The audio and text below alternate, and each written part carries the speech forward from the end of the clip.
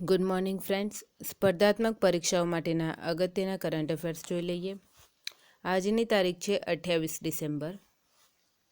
પહેલો ક્વેશ્ચન છે, ભારતની પ્રથમ લિથિયમ રિફાઇનરી ક્યાં સ્થાપિત થશે? ગુજરાત. તો બેટરી મટીરિયલ માટે બનાવવામાં આવતા જે લિથિયમમાંથી બનાવવામાં આવે છે, તો લિથિયમની જે કાચી ધાતુ છે એનું કામ ગુજરાતમાં શરૂ થનાર છે. એન્ડ રાજ્ય સરકારના જણાવ્યા અનુસાર ગુજરાતમાં ભારતની પ્રથમ લિથિયમ રિફાઇનરી શરૂ થનાર છે. અહીં લિથિયમની કાચી ધાતુ પર પ્રક્રિયા કરવાનું કામ કરવામાં આવશે. આ કામમાં મણિકરણ પાવર લિમિટેડ એક જે ભારતની ત્રીજી સૌથી મોટી પાવર ટ્રેડિંગ કંપની છે, એણે સૌથી મોટું વધારે નિવેશ કરવાનું જાહેરાત કરી છે, જે 1000 કરોડ જેટલો છે. લિથિયમ રિફાઇનરી માટે હજી સાણંદ એન્ડ ધોલેરામાં જગ્યા જોઈ છે, નક્કી નથી. તો લિથિયમ શું છે? એક દુર્લભ તત્વ છે, એને ભારતમાં તો મળતું જ નથી. તેથી ઓસ્ટ્રેલિયાથી લિથિયમની કાચી ધાતુને આયાત કરવામાં આવશે એન્ડ અહીં ગુજરાતમાં તેના ઉપર પ્રક્રિયા કરવામાં આવશે. ગત વર્ષે મણિકરણ પાવરેના પશ્ચિમ ઓસ્ટ્રેલિયાના ખાણ માટે ત્યાંની કંપની નિયો મેટલ્સ સાથે હાથ મિલાવ્યો હતો. એટલે હવે સંધિ મુજબ એ ત્યાંથી જ આ લિથિયમના કાચી ધાતુને અહીં લાવવામાં આવશે. ગુજરાતને એક રીતે ઘરેલું ઉત્પાદન માટે કાચા માલ બાબતે મદદ મળશે, કારણ કે ગુજરાતમાં લિથિયમ આયન બેટરીના પ્લાન્ટ છે જ, જેથી આગળ જતાં લિથિયમ આયન બેટરીનું હબ બની જશે ગુજરાત. લિથિયમ આયન બેટરી જે છે એ ઇલેક્ટ્રિક વ્હીકલ્સમાં કામ આવે છે. અને હવે ઇલેક્ટ્રિક વ્હીકલ્સનો ટાઈમ આવી રહ્યો છે, ત્યારે ગુજરાતમાં પ્રથમ આ રિફાઇનરી સ્થાપિત થઈ છે, તો જેથી ગુજરાતને ખૂબ બેનિફિટ થવાની શક્યતા છે. બીજો ક્વેશ્ચન જોઈએ, કયા રાજ્ય સરકારે અને સંયુક્ત રાષ્ટ્ર મહિલાએ ભારતના પ્રથમ જેન્ડર ડેટા હબની સ્થાપના માટે સમજૂતી કરી? કેરળ. તો સંયુક્ત રાષ્ટ્ર મહિલા અને કેરળ સરકારે ભારતના પ્રથમ જેન્ડર ડેટા હબની સ્થાપના માટે સમજૂતી કરી છે. કેરળના મુખ્યમંત્રી પિનરાઈ વિજયનની ઉપસ્થિતિમાં આ બાબતે એક સમજૂતી MOU પર હસ્તાક્ષર કરવામાં આવ્યા. જેન્ડર પાર્કમાં જેન્ડર ડેટા સેન્ટરની સ્થાપના, લિંગ સમાનતા પર આંતરરાષ્ટ્રીય સંમેલનના બીજા સંસ્કરણનો શુભારંભ અને લૈંગિક સમાનતા ઉપર વૈશ્વિક માનક ફ્રેમવર્ક પ્રયાસોને વધારવા અને મહિલાઓના સશક્તિકરણમાં સહયોગ કરવા જેવા બાબતો પર MOU કરવામાં આવ્યા છે. કેરળ એમ પણ મહિલા શિક્ષણમાં ખૂબ આગળ છે જ, એટલે સારું છે, એને જ પસંદ કરવામાં આવ્યું છે. ઇન્ટરનેટ ચલાવવામાં દેશમાં કયા રાજ્યની મહિલાઓ અવ્વલ છે? સિક્કિમ. તો એક સરકારી સર્વે અનુસાર જે 5th નેશનલ ફેમિલી હેલ્થ સર્વે કરવામાં આવ્યો હતો, એમાં સરકાર દ્વારા એ બાબતનું પણ સર્વે કરવામાં આવ્યો કે કેટલા લોકો ઇન્ટરનેટનો યુઝ કરે છે. તો આ સર્વે અનુસાર મહિલાઓમાં સૌથી વધુ જે અવ્વલ છે જે ઇન્ટરનેટ યુઝ કરવામાં, એ સિક્કિમની મહિલાઓ છે, જ્યાં 76.7% જેટલી મહિલાઓ ઇન્ટરનેટનો યુઝ કરે છે. જ્યારે સૌથી ઓછું મહિલાઓ જ્યાં ઇન્ટરનેટ ચલાવે છે એ છે બિહાર, 20.6%. એન્ડ પુરુષોમાં જોઈએ તો પુરુષોમાં ઇન્ટરનેટ ચલાવવામાં દેશમાં અવ્વલ રાજ્ય છે ગોવા, જ્યાં પુરુષો 82.9% ઇન્ટરનેટનો યુઝ કરે છે. જ્યારે મેઘાલય સૌથી ઓછું છે, જ્યાં પુરુષો માત્ર 42.1% ઇન્ટરનેટનો યુઝ કરે છે. આ ડેટા જો કે 22 રાજ્યોનો છે. એન્ડ આ ડેટાનો મતલબ ખાસ એ છે કે નહીં, કોરોના પછી શિક્ષણ, પછી સેવાઓ સમજો કે સારવારની કોઈ મદદ સમજો, એ બધું હવે ઓનલાઈન થઈ ગયું છે. હવે તો સરકારી સેવાઓ પણ, જે યોજનાઓ વિશેની માહિતી પણ ઓનલાઈન પ્રાપ્ત થાય એ જરૂરી છે. તો એના માટે સરકાર એક રીતે પ્રયાસ કરે છે કે નહીં, ઇન્ટરનેટને પણ ફંડામેન્ટલ રાઇટ તરીકે સ્થાપિત કરવામાં આવ્યો છે. એ વખતે જાણવું જરૂરી છે કે ઇન્ટરનેટ કેટલા લોકો દ્વારા વાપરવામાં આવી રહ્યું છે. આગળનો ક્વેશ્ચન જોઈએ, બ્રેક વાન અને ગાર્ડ વિના ટ્રેનોના સંચાલન માટે અત્યાધુનિક તકનીક એન્ડ ઓફ ટ્રેન ટેલિમેટ્રી તકનીકનો ઉપયોગ કરનાર દેશનું પ્રથમ રેલવે ઝોન કયું બન્યું? East coast railway, Bhubaneswar. તો આની પ્રથમ જે ટેસ્ટ ટ્રાયલ ટ્રેન ચલાવવામાં આવી છે એ તાલચર ઓડિશાથી પારાદીપ વચ્ચે કરવામાં આવી છે. And brake van and guard વિના ટ્રેનોના સંચાલન માટે અત્યાધુનિક તકનિક એન્ડ ઓફ ટ્રેન ટેલિમેટ્રી, કે જેમાં head of train and end of ટ્રેનનું જે હોય છે એના અંદર એવું એ જાણવા માટે કે નહીં ટ્રેનના બધા ડબ્બાઓ છે કે નહીં, એ વ્યવસ્થિત ચાલે છે કે નહીં એમ. And guard and train brake વાનની વગર ટ્રેનની સંચાલન સેવા જે કરવામાં આવી છે એમાં ખાસ જીપીએસનો મદદ લેવામાં આવી છે. અને એની પ્રથમ જે શરૂઆત કરવામાં આવી છે એ east coast railway Bhubaneswar zone દ્વારા કરવામાં આવી છે. દુનિયામાં સૌથી મોટો આઈસ એન્ડ સ્નો વર્લ્ડ કયા દેશમાં ખુલ્યો? ચીન. તો ચીનના હેલોંગયાંગ પ્રાંત સ્થિત હાર્લિનમાં દુનિયાનો સૌથી મોટો આઈસ એન્ડ સ્નો ફેસ્ટિવલની શરૂઆત કરવામાં આવી છે.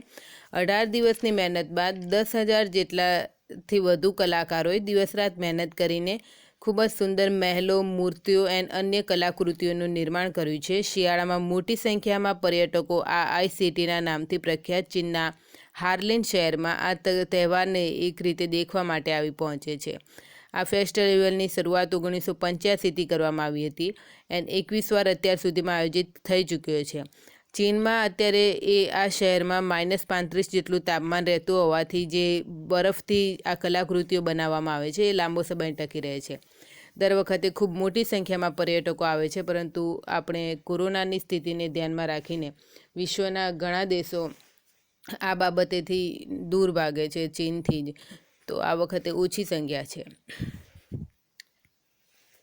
વર્ષ 2020નો તાનસેન સન્માન કોને આપવામાં આવશે? પંડિત સતીશ વ્યાસ, જેઓ એક સંતૂર વાદક છે. તો મધ્યપ્રદેશ શાસન દ્વારા હિન્દુસ્તાની શાસ્ત્રીય સંગીતના ક્ષેત્રમાં સ્થાપિત રાષ્ટ્રીય તાનસેન સન્માન વર્ષ 2020ના વિખ્યાત સંતૂર વાદક પંડિત સતીશ વ્યાસને આપવામાં આવશે. એ જ રીતે સંસ્કૃતિના ક્ષેત્રમાં કાર્ય કરી રહેલી સંસ્થાઓને આપવામાં આવતો રાષ્ટ્રીય રાજા માનસિંહ તોમાર સન્માન અભિનવ કલા પરિષદ સંસ્થા ભોપાલને આપવામાં આવશે. એમાં એવોર્ડ રૂપે તાનસેન સન્માન હેઠળ 2 લાખ રૂપિયાની આયકર મુક્ત રાશિ, સન્માન પટ્ટિકા, શોલ અને શ્રીફળ આપવામાં આવશે. જ્યારે જે રાષ્ટ્રીય રાજા માનસિંહ તોમાર જે સન્માન છે એમાં 1 લાખ રૂપિયાની રાશિ, સન્માન પટ્ટિકા, શોલ અને શ્રીફળ આપવામાં આવશે. સતીશ વ્યાસ એ જે સંતૂર વાદક છે એમના પિતા જે હતા CR વ્યાસ, એમને પણ 1999માં આ સન્માન આપવામાં આવ્યું હતું. તાનસેન સમારોહની શરૂઆત કરવામાં આવી ત્યારે એ 5 દિવસ સુધી ચાલે છે અને આ સમારોહમાં જ આ બંને એવોર્ડ આપવામાં આવે છે. આ તાનસેનની યાદગીરી રૂપે દર વર્ષે આ મહોત્સવની ઉજવણી કરવામાં આવે છે અને આ લગભગ એનો 95મું વર્ષ છે જે ગ્વાલિયર ખાતે આ સમારોહની શરૂઆત થઈ છે. દેશની પ્રથમ hot air balloon wildlife safari કયા રાજ્યમાં શરૂ કરવામાં આવી? Bandhavgarh tiger reserve. તો દુનિયાભરથી વાઘ માટે પ્રસિદ્ધ બાંધવગઢ ટાઈગર રિઝર્વમાં આવનાર સહેલાણીઓ માટે વધુ એક રોમાંચ જોડાઈ ગયો છે. હવે જેમ આફ્રિકાના જંગલોમાં એક હોટ એર બલૂનથી સફર કરવામાં આવે છે, એ રીતે ભારતના જંગલોની પણ સહેલાણી હોટ એર બલૂનથી કરી શકાશે. આ હોટ એર બલૂનની સફર ટાઈગર રિઝર્વના બફર ક્ષેત્રમાં થશે, જ્યાં વન્યજીવ પ્રેમી ઊંચાઈથી વાઘ, દીપડા અને ઇન્ડિયન સ્લોથ બિયર જેવા પ્રાણીઓને ઊંચાઈથી નિહાળી શકશે. 12 વર્ષ પહેલાં ભારતમાં હોટ એર બલૂનની શરૂઆત કરનારી સ્કાય વોલ્ટેજ કંપનીને મધ્યપ્રદેશ સરકાર તરફથી બાંધવગઢ ટાઈગર રિઝર્વમાં હોટ એર બલૂન સફારીનું લાયસન્સ આપવામાં આવ્યું છે, જેનાથી પર્યટકોને આકર્ષી શકાશે. મધ્યપ્રદેશ સરકારની યોજના આ સફારીને બાંધવગઢ પછી કાન્હા, પન્ના એન્ડ પેંચ જેવા ટાઈગર રિઝર્વમાં પણ શરૂ કરવાની છે.